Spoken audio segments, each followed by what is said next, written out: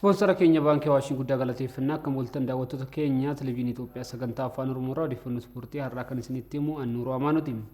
Shaampiyoona kubbaa saaphanaa Afrikaa irratti hirmaachaa kan jiru gareen kubbaa saaphanaa dubartoota warshaa araqee fi alkoolii biyyaalessaa guyyaa har'aa kilabii Burkiina Faasoo injifateera.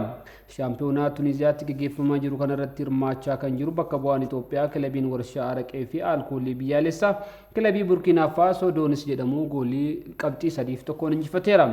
Garee warshaa araqee fi alkoolii biyyaalessaa hanga ammaa shaampiyoonicha irratti taphoota 4 kan taasise yogguu ta'u har'a injifannoo jalqabaa isaati kan galmeessise. Garichi taphoota 3 kanaan dura taasiseen qabxii ol fakkaataa 3-0 mo'amee ture. Gareen dubartoota kubbaa saaphanaa inni biroo Itoophiyaa bakka bu'uun dorgommicha irratti hirmaachaa jiru Yuunivarsiitii Walaayitaa Sooddoo taphoota hanga ammaatti taasisee lamaaninuu injifatameera.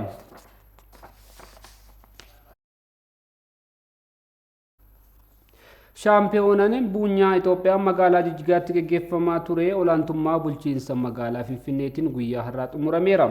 Bulchiinsi magaalaa Finfinnee akka waliigalaatti warqee 3 fi naasii 2 fiduudhaan koornaa lameeninuu qabxii waliigalaan shaampiyoonaa dorgommichaa kan ta'e. Dirree Dhawaan ammoo warqee 2 meetii 2 fi naasii 2 dorgommicha lammaffaan hogguu xumuru naannoon Amaaraa warqee 1 meetii 3 fi naasii 1 dorgommicha sadaffaa ta'uun xumureera.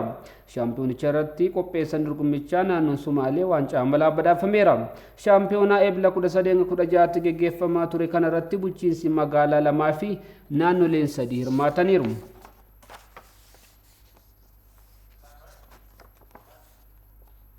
Taphoota Pirimeer Liigii Ingilaand torbee 33ffaadhaan Cheelsiin yogguu injifatu Liivarpuulii fi Maanchister Yuunaayitid qabxii qooddataniiru.